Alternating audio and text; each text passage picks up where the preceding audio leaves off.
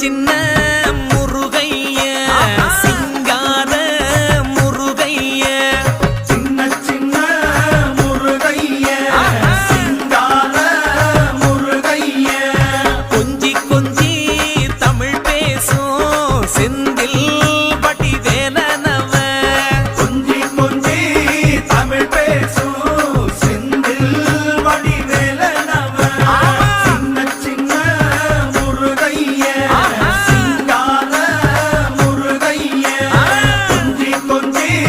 தமிழ் பேசும் செந்தில் வடிவேலனவ சுப்பிரமணிய சாமி என்பார், கார்த்திகேயன் என்பார், சுவாமிநாதன் என்பார், முக அமுதன் என்பார்,